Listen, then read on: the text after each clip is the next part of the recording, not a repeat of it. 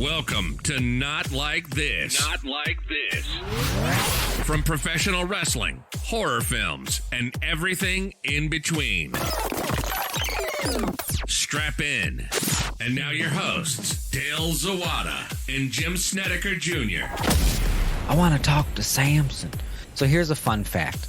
My microphone is a Samson something. Mm-hmm. Yes. And every time I'm setting up for the podcast and I have to choose my inputs and my outputs, and I see the drop-down menu and I click on that, see all my options, and I go, whoa. I want to talk to Samson. Bam. Fly me to the moon like that bitch, Alice Cramden. So now I sound crisp and clean. My voice is a little fucked up because I was cheering so loud last night. You were. Yeah. But why, Dale? Why? And for whom? Dad Bod. Dad Bod Live. Facebook.com/Dad Bod Live. We played our first show last night live since February of 2020. About 16 months. Wowzers. And didn't lose a step. Didn't miss a beat. I mean, that's true because we kind of miss beats at every show. Yeah, nothing has changed. Yeah, there you go. Consistency with this group. Consistency. We are your middle reliever. We'll give you 2 innings. And you know, we're not winning Cy Youngs. That's why we're coming out of the pen. But we can go for a long stretch. Oh, I had so much fun. I was so happy everyone came out. It was looking a little... Let me paint the picture for you. Jason over at Beer Geeks, not one time ever has he ever seemed, even when clearly he should have been, never seemed disappointed, agitated, upset. He's always been super nice, but in a professional way. Like, he doesn't sit there and like talk your ear off, and he doesn't like rant about shit. Like, you can go talk to him and then he appropriately responds, and he's always very polite and nice and easygoing, never had any problems. And he tells me, I get there yesterday, show 8 to 11, right? So we get in there. Me and Chris came together, which is nice. That doesn't always get to happen. So That's Chris, your wife. Yeah, my wife, Chris, she got to be there the whole time. We rode in the same car. And Eric was already there from Dad Bod, and Justin from Dad Bod.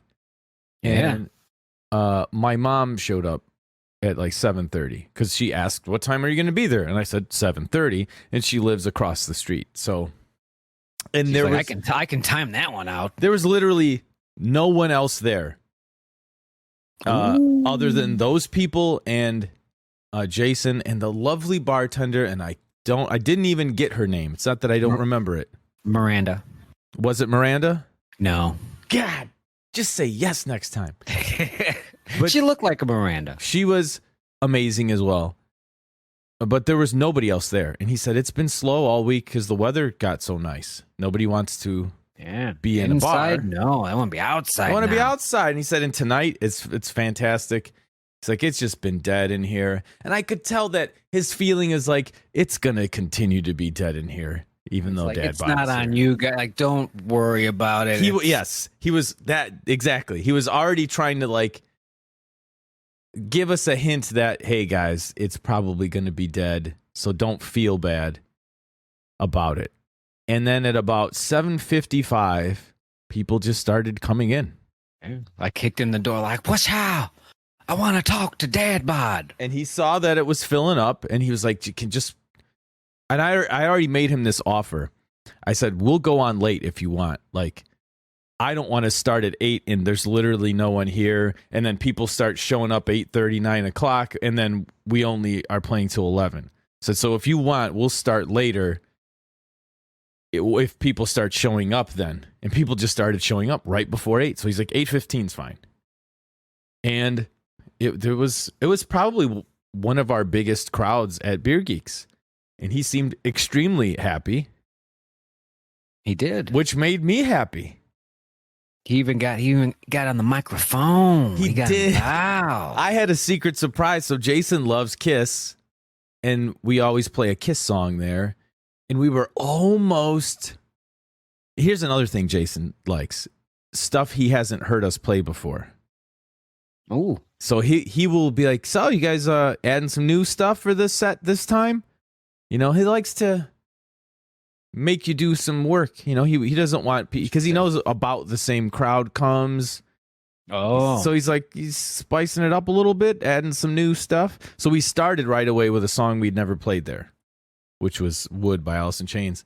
But for the Kiss song, we were almost going to do one we've already done. And I'm like, oh. So I took the pressure off the guys, and I just learned one myself because it's my favorite Kiss song, and I used to know it anyway. And then I thought of this like on the ride up there. So I didn't really plan it too far in advance. I was like, ooh, I wonder if Jason wants to come up and sing it. It's like one of his favorite Kiss songs too. And I didn't know how he was going to react. I asked him, and I didn't know if he was going to be like sort of give me like 2 chances, and the first time be like, oh no, I that's, oh, you really, yeah. But right away I asked him, and he was like, okay, what song is it? And I said, it's a surprise, but you're gonna know it. Oh God, you didn't even tell him the song? And he was like, no, he's like, come on, I'll do it, but I gotta know what the song is. And I said, yeah, he's like, right. no, of course. Like I said, I didn't plan this out weeks in advance. I didn't even think about that part of it, right? I wanted him to be surprised. This whole time I'm like, he's gonna be surprised, and I'm gonna play Cold Gin, and he's gonna pop for it. So I didn't want to ruin that surprise part of it. But then when I asked him to sing, he's like, can I pretty please know what the song is? Like, I love kayfabe and all, but what's the finish? So that I was like, okay, if you wanted to drink some gin, would you want it warm or... And he was like, cold gin. And he was like, it's cold gin time again. He was like all into it. And he went up, and that was everybody that lit the room up when they saw Jason up there singing. That's their guy. Everyone had their cameras out, and everyone was taking pictures and videos, and that was awesome. It was just... I pop for it. So that's your side of it. That's your perspective. Mm-hmm. Here's my side, because you get on the mic, you're like, yeah, we're gonna do this special thing, gonna have a special guest come up to sing a song. I'm like, oh, that is exciting. And before you could even be like, it's the owner, Jason, Beer Geeks, Jason. Like, he was already up there, like, stiff arming you out of the way, like, here I come, it's cold gin time. Is this the microphone? Is this the one here? Test, cold gin. All right, here we go. Was not his first rodeo. No. I'll tell you that. And I wonder, I've never been the front person of a band before. I'm not the back person, meaning like Eric does all the booking. He knows all these people at these breweries and places we play like that. So he's the back, like he knows Jason, he knows these guys, and I don't. But I'm like, ooh, was I supposed to, like the first time we played here, ask him to do this? Because he was like ready to go. Knew. I didn't know. I mean, who knew? Who knew? I didn't know. But it seemed like he had a good time doing it. Well, I'll tell you what, he's gonna fucking expect it every time now. He's like, so 2 this time or what? Do I just do the second half? Yeah. What are we doing for the second set, guys? Yeah, you created a monster. It's okay. A monster. It's okay. It was a great show. There's so many people that came out and brought people. You know, like that's what you need as like a comic, as a band, etc. Live performances. You got your friends that you can guilt into doing it, but you're like, and I need you to bring more people than just... And have them bring 2 people. And there was a lot of that. It was nice. I finally got to meet Topanga's boyfriend, Stefan. Ooh. That was cool, seeing Topanga. She's one of our patrons on Patreon. You know what? On the ride back, I was telling Chris, we had 4 Patreon patrons at one Dad Bod show tonight. Damn. Yeah. I didn't even think of that. I didn't even know. Yeah. That's Well, awesome. Cool. Yeah, thank you guys. Now that's love. That's support. Yep. All right, so when I start doing stand-up again, you motherfuckers better shut Remember that shit.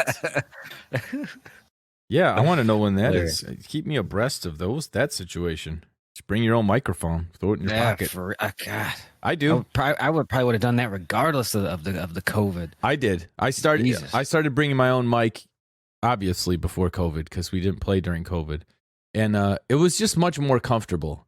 Because sometimes I like to get right up on, like, touch it with my mouth for parts.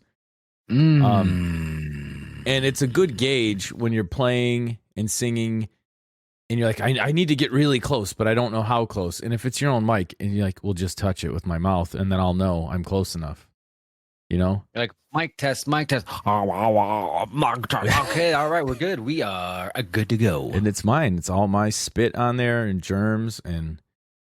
It was a pretty solid show. I was surprised. There were some songs we played the best we've ever played them, and I think it's because we were paranoid about those because they historically. I'm not going to say which ones, but historically are never like the best songs in the set. So we really like hunkered down on those.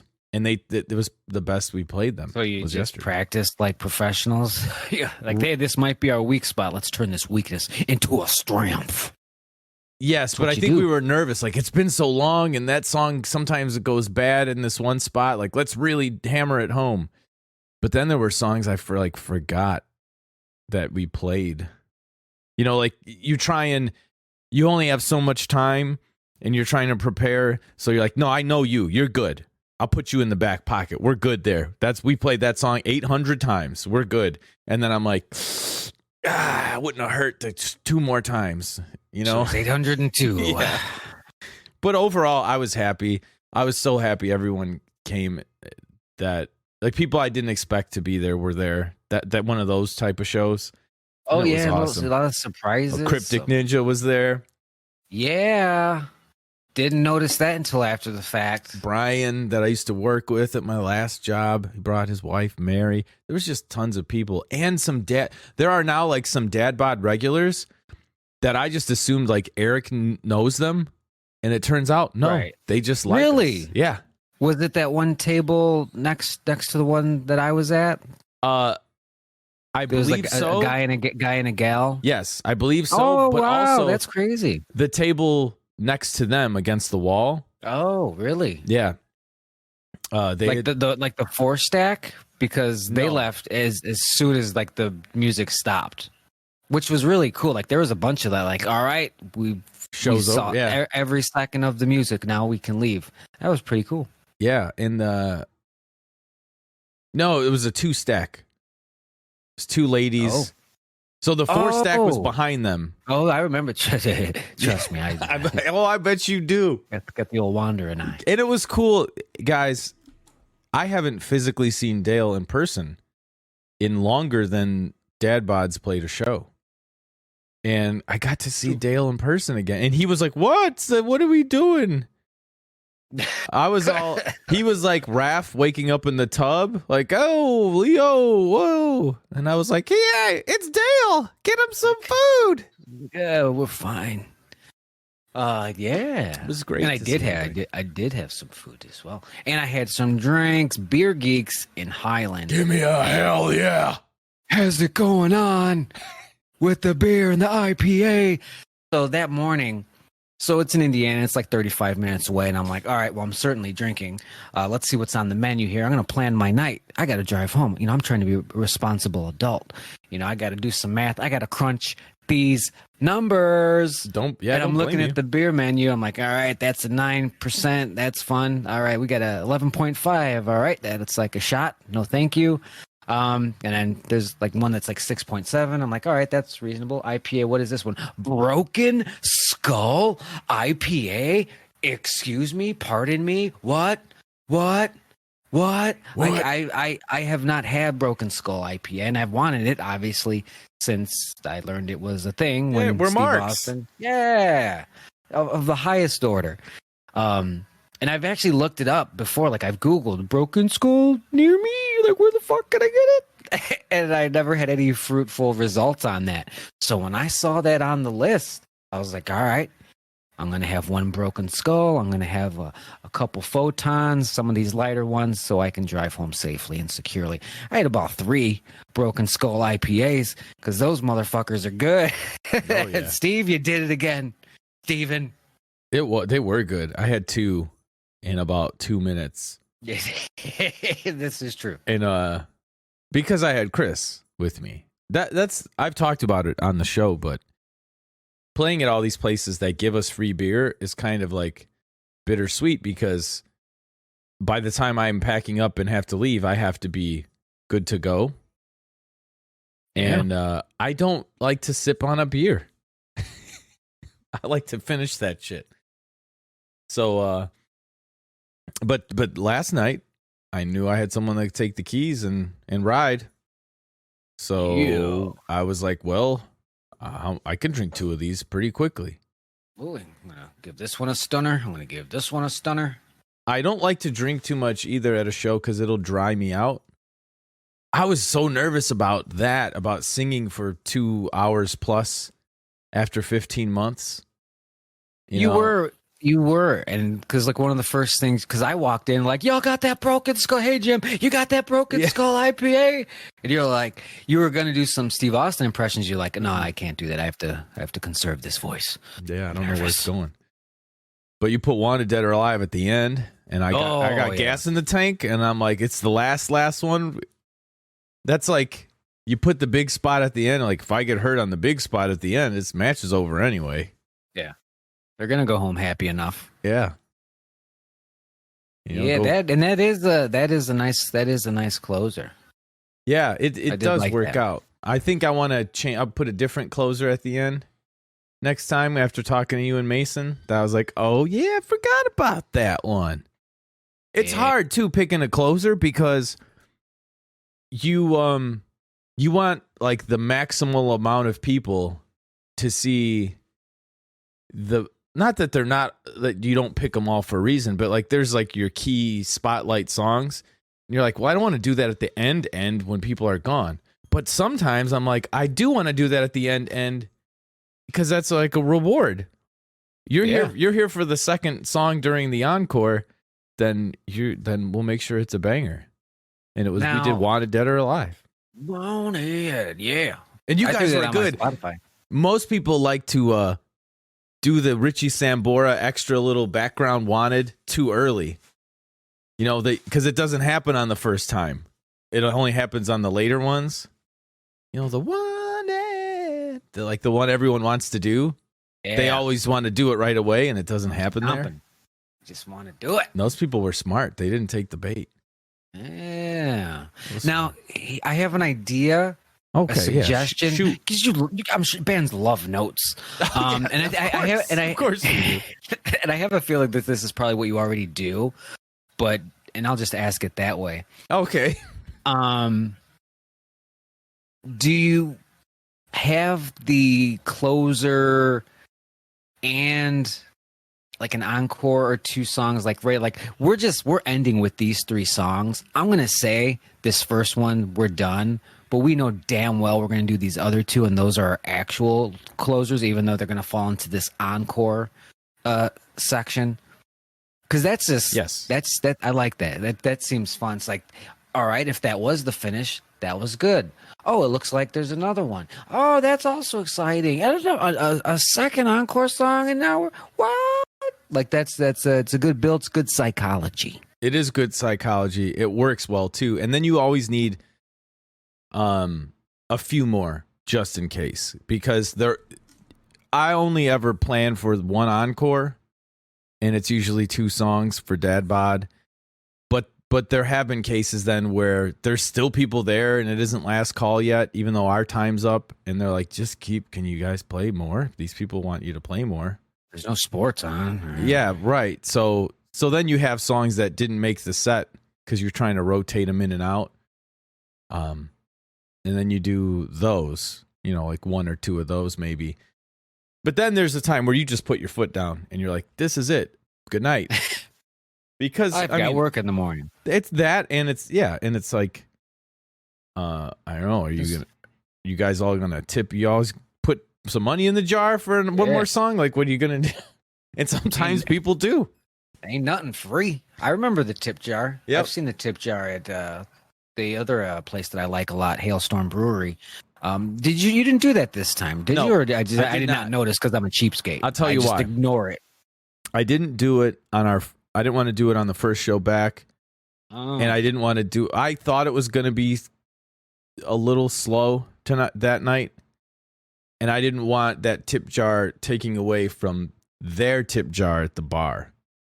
You know, like I want the bartender because they don't charge a cover either, so it's not like they automatically make our money back when you walk in the door. You need to buy stuff, so I didn't want to take away from people's buying stuff money. You know, whereas if they charged a cover, you know, if they would have charged a cover, it would have almost paid for the performance, but they don't to get people in the door. And none of the places we play with Dad Bod charge a cover. Blackened was a different story. You know, there's a big production and it's all fireworks and shit. Like that's different. But so when I'm like, okay, it's the first show back. He was slow all week. Any extra money people are willing to spend, I want them to spend at the bar and tip the bartender. And boy did we. Yeah. It appears that you did. It's just a great time. I'm so glad to play again. I was worried about it. Not worried about it, but you don't know how it's going to go, and then you start having nightmares. Oh, Jesus. And nothing major, but just every once in a while. Terrors. Just like a weird, like, I had a dream that we played a place and none of us remembered any song. And we just had to leave. Like, you know, like, so you rehearse, you practice, but then your body is still like, oh, did we practice enough? And you have to just go, yeah, fuck it, we did. And then you get that first broken skull in you and you're like, yeah, let's just go up there and do it. Yeah. You're just trying not to kick people in the midsection, give them that stunner. Yeah, we did that. We did that a couple times. Yeah, so we do like Everlong as a closer. There's a couple of good closing songs. The cool thing when you're a cover band that plays a bunch of different songs is you'll have like, well, we could do Everlong, Wanted Dead or Alive, Purple Rain. Like you could pick from all these artists' actual closers for your closer, and then close with more closers. Yeah, whatever you want to do. Yeah, it was a great time. For whatever reason, I think it's because of it's got a low ceiling. It's kind of dark in there. And some of the other places we play are breweries, so we're playing. Oh God, rafters. Yeah, things up there. Like, hey, in that smaller place, I feel like my crowd work is way tighter because people are like, they can hear you and they're paying attention. It's literally comedy club aesthetics. Yeah, it does. It is like all the A words. Comedy club in there. Yeah, traditionally low ceilings for all that stuff. Yeah, and I do agree. I thought the crowd work was great. I mentioned it to the people in the crowd. It's like, man, we're doing bits. We're doing hot fucking bits tonight. Like old some dude had one of those little 3-wheel Batmobile cars, yeah. And somebody was like, hey, the lights are on in that car. And so Jim's got a microphone, so he's just like, hey, we're getting word that if you got the fucking car, you got your lights on. And the guy in the back was like, it's the LED kits. It's like, what? Jim couldn't hear him. He's like, your lights are on, fucko. It's like, no, it's a LED kit. And some other, what was the word, diatribe thing that he has going on? I don't know. He didn't answer my question, though. I was like, oh, Dave shouted, LED, it means light emitting diodes. Yes. That's what. But he didn't answer my question because I said, okay, is it supposed to be on right now, though? Like while you're in here? Or is it going to drain the battery? He was like, yeah, it's just I got an LED kit. Like, congratulations. It's on right now while you're sitting down. I have an LED kit. It's not on all the time. Right. It wasn't making a lick of sense. I didn't get that result. He did get up and go out and check it, though, after that. after he shouted he has an LED kit 4 times. It's like, oh shit, is it on? Yeah. Oh, is he Go telling check. me it's on right now? Is that why he just said I it's thought on? we were just talking about how awesome my car was. And it is some cool. Those things are neat. They remind me like a Batmobile. How much do you think one of those costs? New. I looked it up because I was curious. I think it depends on the brand. I think one of the more popular ones is the Can-Am makes them. And I think they, from when I looked at them, they were way more than I thought they were going to be. I think they're like 30,000 or something. The one that I found was 20K. My guess going into it, because I see them around my neighborhood as well every now and then, and they're not like, full cars. And I'm just like, my guess was 8 to 12. Oh, So boy. I undershot it. Yeah, you did like it's 20 motorcycle pricing. I guess it's 20 to 30, which I don't even know how much that costs. So I probably would have botched that as well. Yeah, they're pretty neat though. They're pretty neat little cars. I'm pretty sure they're legally classified as motorcycles. No shit. Yep. So they skirt around a lot of like airbag, Oh, great. a bunch of that stuff. Hey, It's can like- we not though? Hey, I'm gonna buy this. Can you put an airbag in it for real? And it's like some gun law bullshit where it's like, like the gun, they'll make some gun accessory. We're like, whoa. This isn't a rifle with a 2-inch barrel. It's a pistol that shoots rifle bullets. It's like that where they're like, well, if we can have a motorcycle that has 2 wheels in the back and 1 in the front, technically this is just a motorcycle, but it's got 2 wheels in the front and 1 in the back, baby. It's the same thing that I can sit down in it. It's got a windshield, but it's a motorcycle. Baby. Motorcycle laws apply. Man, Yeah, it's. I'll buy a used one. I'll just buy a used one. They are cool looking, and I think the 1 in the front, 2 in the back, like tricycle motorcycles, look super dumb. And then I think those look so cool with the 2 in the front. I'm like, it's like Batman made it, and it's the same thing, just flipped around. Yeah. We're simple people. Mm-hmm. We are easy. People Easy. are easy. Yes, we are. So then after Dad Bod, I get home. I gotta go to bed. I got a bass fishing derby in the morning. I gotta go get some sleep. I get up all fucking groggy and drink some water here. A little Alka-Seltzer. And then I do my little bass derby in the morning. I did not win. I will spoil the results early. I did not win. Come on. I caught some and they just weren't big enough. I said, I need you to be bigger next time, boy. But a guy did almost fall in the water and I laughed. Oh God. I laughed my ass off. What would set the scene? What, like, just a slip and fall, or like he's reaching? I think it was just when you're out here, you're making hundreds of casts, and I think he was just making a little cast and lost his footing and tried to catch his footing. Ended up doing like a stumble shuffle, and it's like you're gonna shuffle right into the fucking water, bro. Like he got real close. Oh, no. Oh man, Off of a pier? and then I laughed. No, it's just like a little ledge. Like if if he went in, he wasn't gonna step in. He was gonna like face plant. Like that's that's where he was heading. So I'm like, good thing you caught yourself. Oh man. And I laughed at him because he came and like stole my spot. So he was my mortal enemy, and I'll never forgive him. Now, in these bass fishing tournaments, I often wonder this, and I never bothered to watch them on television or anything, so I don't know if this occurs, but I know you have like your special bait that you're trying to use to get as many. I'm guessing it's largemouth bass you're trying to catch. Correct. Okay. How often do you catch other fish that aren't bass? It almost never happens to me. I saw so many catfish today. Oh God. I was like, because I use traditional bass fishing lures.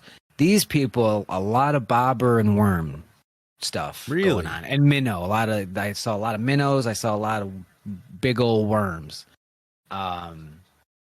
So yeah, and they're like, "Oh, we got a fish. You get the guy. We got to measure this fish." And by the time it's out of the water, like, "Oh, God damn it, it's a catfish." Like, yep. So I remember being on my dad's boat on Lake Michigan when I was probably 8 or 9. And he had this real big, dumb friend named Russell.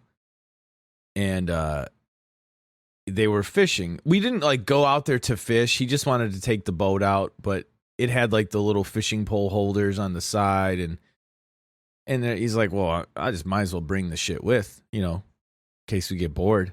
But it wasn't like a fishing trip. It was like a boat trip. Yeah. So they're just casting a couple things, before we head in or whatever. And his friend Russell's like, oh my God, this is huge. It's huge. And this guy thought he had like a steelhead or something, like some kind of salmon. And it turns out that carp fight really hard when you have them hooked through their eyeball. Yeah, if you snag a carp, he hooked a carp right to the eye, and he's like, he was like so excited, like, here it comes. Oh, I can't wait. This is gonna be some kind of trout or something, and it's just it's just this big ugly carp with a hook in his fucking eye. Oh my God. He's like, it was one of those where he's like climbing all over the boat, all over different directions, and it was hilarious. He's like out on the bow, trying not to fall in. Like, I can't let this guy go. This is a big one. This is a catch of a lifetime. It's just a big old dumb carp.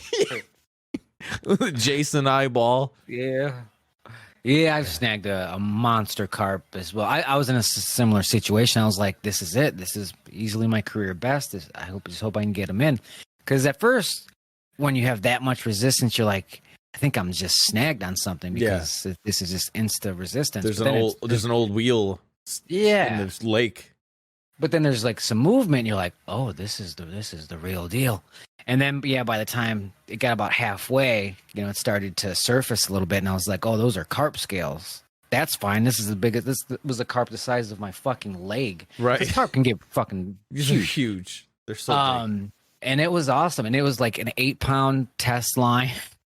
And this thing was didn't snap, much bigger. Yeah, it was awesome. I don't know how we pulled it off, folks, but we did it. You got to be gingerly with it. And I said it was a snag. He didn't eat anything. I just snagged him somehow. Yeah, that was the same thing. He just hit him in the eye. Yeah, he's just trying to mind his business. Yeah, right. What the fuck? Hey! Right in your fucking eye. Yeah, watch where you're going, fishy. Watch where you're going. The weather was nice today, though. It was hot, but you like hot. Yeah. You like hot better than shitty rainy, right? Yeah. Like you're not bothered by the heat guy. No, I'm much more bothered by the cold. Exactly. Okay, that's how I am. Especially with the fishing. And I actually like when it gets super muggy in like August, but once it gets a little humid, I'm like, yeah, summer. That's right. Summer's here. It's almost here, right around the corner. I mean, we're finally just getting a taste of spring. It's late May. Yep. And it's like, oh, we're hitting 70s. And then it went like, 80s right away. It's like we could have transitioned a little, progressively, but we'll just instantly get there, I guess. Fine. Like a light switch. Midwestern weather talk. I tell ya. Not like this. All right, let's talk about some horror stuff. Yeah, I love horrors. I've got a list here. I didn't really go through this because I like to do these live, but I am going to link it to you in Discord because it's more of a visual one with some names that I haven't heard of. So you're going to need this reference. I'm going to need this reference, dear listeners. Does it play sound when I don't think so. Okay. I don't think so, but I'm going to attach this to the episode on Facebook.com/Not Like This Podcast. But this is from Dread Central. And don't jump the gun. Don't skim them. We'll try to do them one at a time. 10 killer actors to play new Freddy in Nightmare on Elm Street. Because they're always talking about, rebooting it. Who do we get? It's not going to be Robert Englund anymore. He doesn't want to do it sort of thing unless it's, suitable. Or, unless you're going to give him like $9 million. Yeah, and if it's like old Freddy, because he ain't, he can't do young Freddy. So I said, okay, let's see what they got for us. So this is like Dread Central's fantasy picks. It sounds like it was like user feedback. Okay. Like Gotcha. This is what they're their people are thinking in the comment section. So these people kind of know, but they love this shit. So number 10, they're a pick for a new Freddy, Stephen McHattie, who's from A History of Violence, Pontypool, Watchmen, The Tall Man, and Come to Daddy. Not terribly familiar with the guy, but if you're following along like Jim is, doesn't look like a terrible choice. No, I could see him in that role, and they kept the pick him with a hat picture. He's wearing a hat. Yeah, I see what you did there. I think I remember him from A History of Violence. His face looks familiar. I don't really remember who the fuck he is in Watchmen. Yeah, that I struggled as well. Pontypool, there's like 2 people in that movie, so he's one of them. He's the DJ. I've never seen that. That's a good one. I do suggest it. So yeah, keep Stephen McHattie. Keep his phone number nearby in case that when we end up rebooting this bad boy. Number 9. All right, hey, you know what?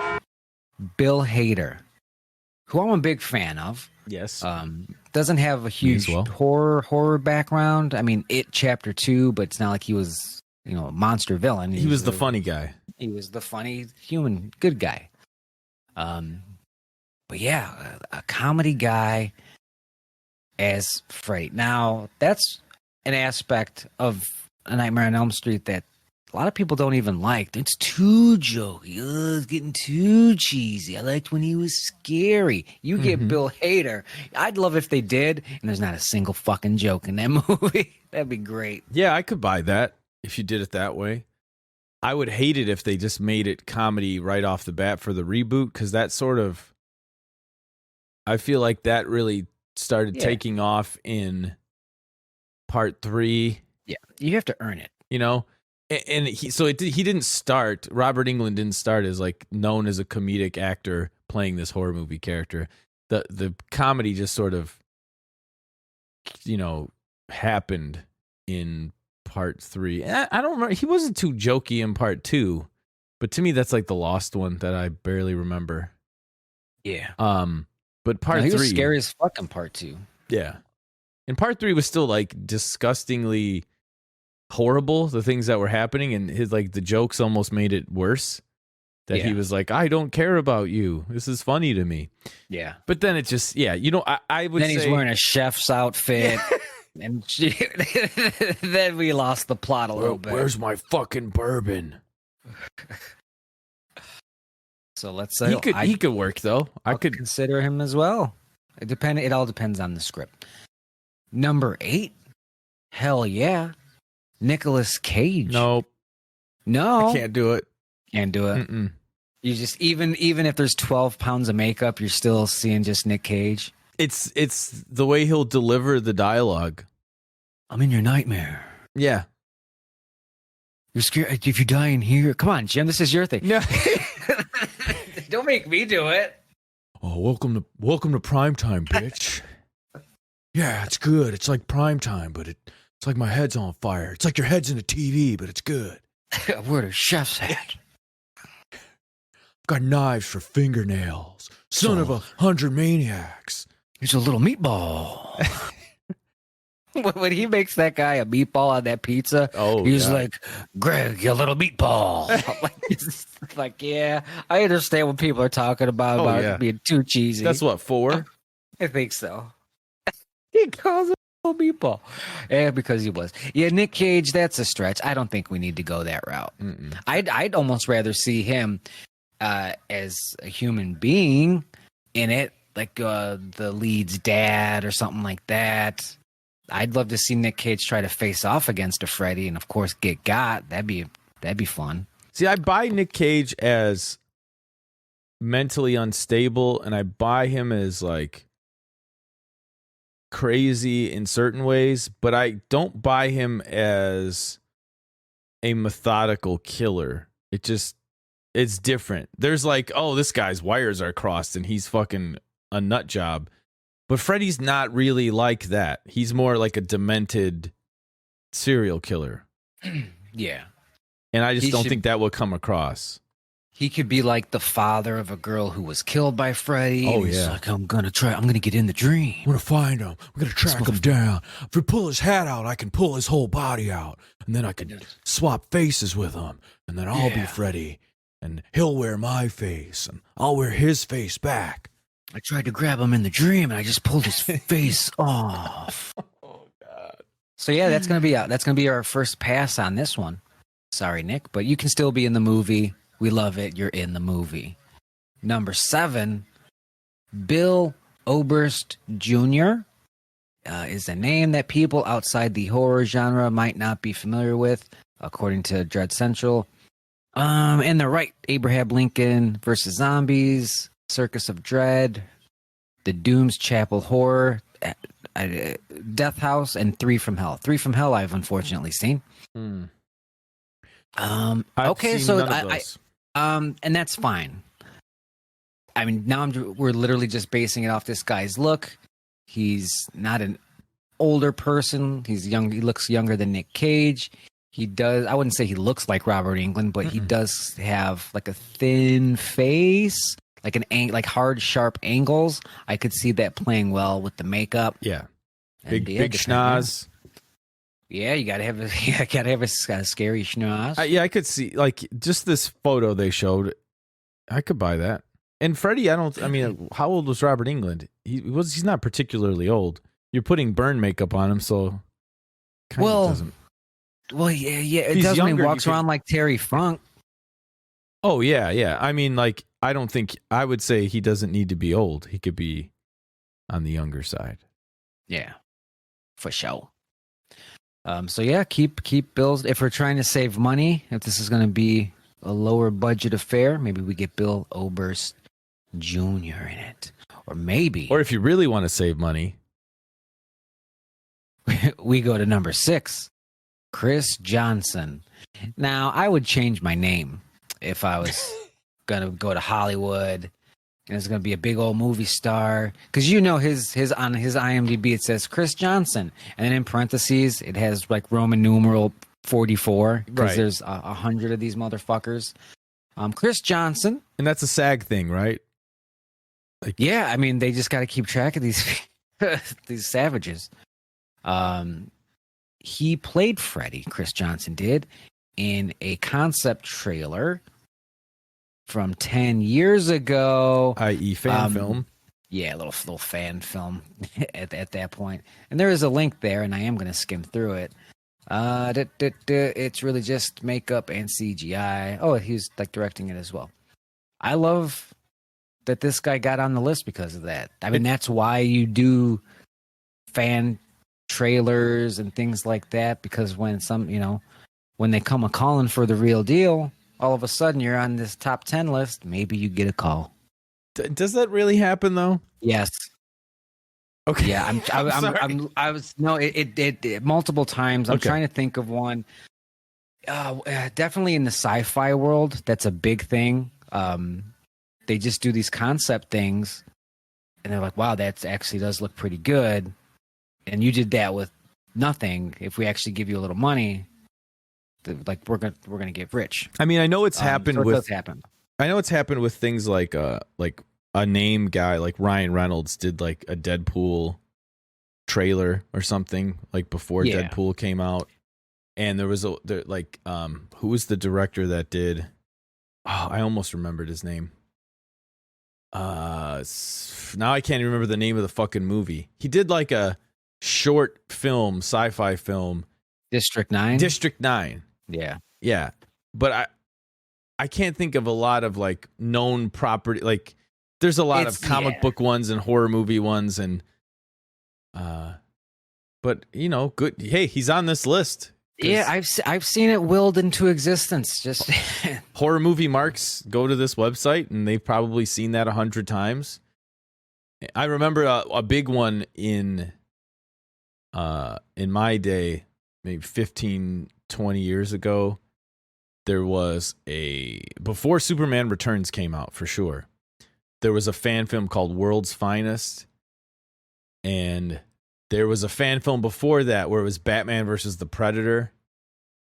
And then it's that same Batman in one where it's like Batman versus the Predator and Superman's there. And I don't remember who else. Lex Luger. I don't know. Like maybe Lex Luthor's in the shit out of people. Or Brainiac or something. But it was like for 2003, 4, looked good for like what was available to like hobbyist board, like trying to break in people that have low budget. Like it looked cool. But people took it way too far. Like, well, who's going to be the next Superman? That guy from this fan film. He's swole and he's got black hair. And I'm like, I think when you're doing a big, like a $200 million movie, more goes into it than that. It's like you can't just call dibs. Yeah. Well, this man, look at him. It was like all the superhero nerd people. That was just a little aside. And now the main actors just get swole. Henry Cavill's like, what you need? Yeah. I'm just going to disappear into this weight room. I'll see you in 4 months. I'm going to eat a lot of quote unquote chicken and broccoli till I can fill out this soup. I'm going to inject some chicken and broccoli deep within me. Number 5 here to play Freddy Krueger. Willem Dafoe. Okay, is this a similar situation to Nick Cage? No, because he looks like a demon all the time. Yeah, you could go light with the makeup. Yeah, I could see him being more of a methodical, plotting serial killer, and believe it. Yeah, that'd be a scary one. There would have to be not a non-cheesy version. I mean, he was the Green Goblin and looked more like the Green Goblin without the mask on than with the mask on. So yeah, I think he could pull it off. I just wonder if they'd work in his big dong into it. Apparently, he's got a huge wang. I'd work it if I was writing it. I'd be like, all right, I'll figure it out. Number 4, Doug Jones. Doug Jones.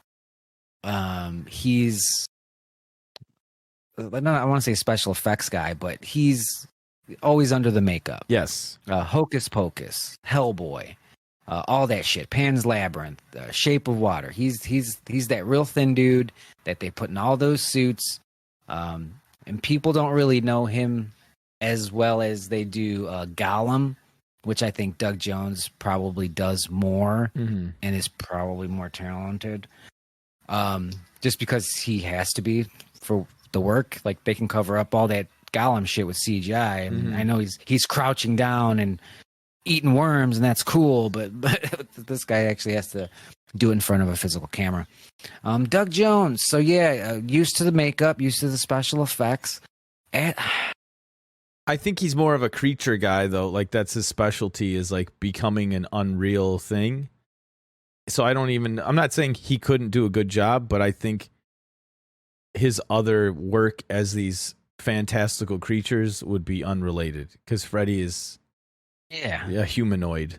I agree. A burnt face. I'd pass, and I'd be like, Doug, it's because you're too good. Yeah, we need you to be some unholy creature that no one's ever thought of before instead. It's like, you're over here doing theater shit, and we're over here, we're just making some movies, bro.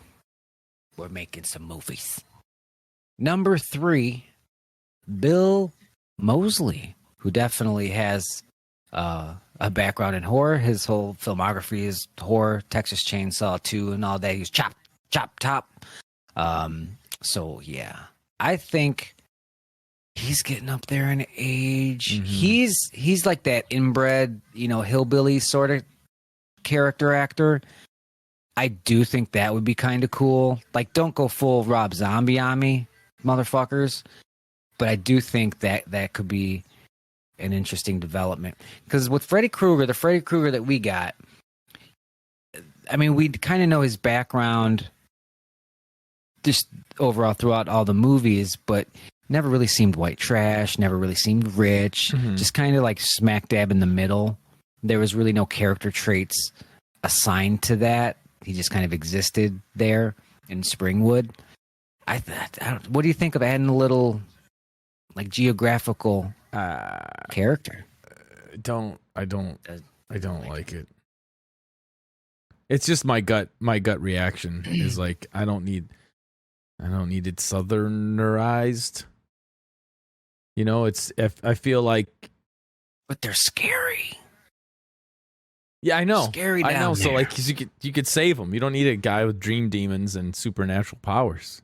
You just need to be lost in the South and be out of gas. That's all you need.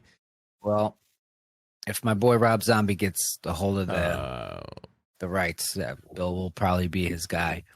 And he'll make the most of it. I do like Bill Moseley quite a bit. I follow him on Instagram. He's a good follow. Number 2, the final 2 here. Richard Brake. Hang on. And this is their number 2, and they are like coming all over this pick. Like in the article, that's why it's another goddamn Rob Zombie guy. That was like, he looks familiar. I just can't shake it. He was in the Bad Clown movie. He was in 3 from Hell. He was like the uncle-ish guy in 3 from Hell. didn't see 3 Like from the Hell. like the lackey guy. I think he was in what's the one that people like and it's still not as good as House of a Thousand Corpses, but they say the second Devil's one's better. Rejects. The Devil's Rejects. Yeah, I think he was heavily in that one. Okay. I could kind of see what they're going for there. So you just got Richard Brake and Bill Moseley going head to head for Rob Zombie's affection. Yeah, I don't even like their commentary on that pick. How did Richard goddamn perfect for Freddy Krueger Brake, which is his actual given name, not enter my brain? I don't know. You didn't list one movie he's in. So how am I don't even know who the fuck this is until Dale tells me that he's in Rob Zombie movies. Yeah. It's not Good like little actor, though. not like their number 1 pick, which obviously everyone knows. Number 1, of course, is Kevin Bacon. Of course. Because he can do it. He can do anything. And he's got the horror background, as we all know. Friday the 13th. But, like, legitimately... And once again, it's face shape. Yeah, I can actually see it. Just like with his dimples, the creases in his smile. Not that he's not gonna have fucking makeup on, but I could see it. And yeah, obviously he's a good little actor, and that would definitely add some gravitas, as Robert Englund would say, to the role. And he has played like the demented pervert guy before in Sleepers. Oh yeah, People forget about Sleepers, and he was really good as like the demented pervert guard guy. Also, he's like, some of these guys are like really tall, I feel, and Kevin Bacon, I think he's a good Freddy height. That's a weird thing to note, but And he can dance if he needs to dance. if we do end up having a third sequel on the rebooted version, it's like, here we go. Here, put on this goddamn chef's outfit. We did it again, guys. This time you're dancing on the cake, though. Yeah. And he will. So, all right. Cut so foot loose, and he cuts his foot off. I would love it. I would love it. So yeah, I guess they're really considering getting a Nightmare on Elm Street going. Good. I don't know if I do want. it, yeah. I want it. I'd love to just kind of see more of a continuation, because if you reboot it again, by the way, I know what happens. I know that story. I don't want to see that again. No, it's a good point. Because Because then you have to wait. You have to wait for like the third fucking movie in the new franchise just to get something new again. Like, all right, now what are we doing? Because the first one is the origin or thereabouts, and then the second one is he's back. We thought he was dead, but he's back. You know, so you know what the second one's going to be. So what's the third one? That's a good point. What's the third? I was going at it from the viewpoint of, go ahead, whatever. Yeah, reboot it. And then if I don't like it, I can just ignore it. But I think you're coming more from don't waste it. Like, if you're going to make another one that I haven't seen before right away. Make it count. Yeah, reboots are weird, and they're sort of unnecessary. There's no reason that needs to happen. Yeah, even when they did the reboot in 2000, whatever the 10. fuck, They could have just like that. Even that movie, they could have tweaked some things. Obviously, different actor, and that's fine. But they are like, and it's kind of the same story again. Oh, great. Thank you. Right. But worse. Oh, How thrilling. awesome. Yeah, like Texas Chainsaw. Like we've seen this. Yeah. And that's all they do with that. They've remade and there's another one coming out like next month or next week or something. It's really soon. And it's always just the same fucking story. And it's a scary little story, you know, backwoods, house, killers.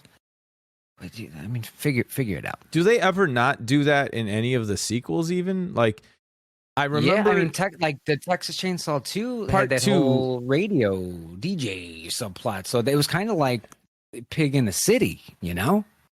Yeah. So Texas Chainsaw 2 is on where Dennis Hopper goes to like get revenge on them. Yeah. Which is, I feel like it's not the main plot point either, but it's been so long since I've seen it. And then 3, I just remember being bad. 3, I think it's we're back to like, so. Oh, we're out of gas. And then 4 is just comically bad, and like you have to see it because it's so ridiculously bad. It's starring Matthew McConaughey and Renee Zellweger. Yeah, that is how it's pronounced. She will not shut up about it. People have been saying it wrong. Yeah, old lemon face. Let's plug it up and get on out of here. Check out Beer Geeks and that was last night. Check out Dad Bod show at Hailstorm on June 26th. Yes, Is Saturday, that right? June 26th. You got it. I was just bullshitting too. But yeah, that's coming down the pipeline here. Of course, check out our stuff, patreon.com/notlikethis.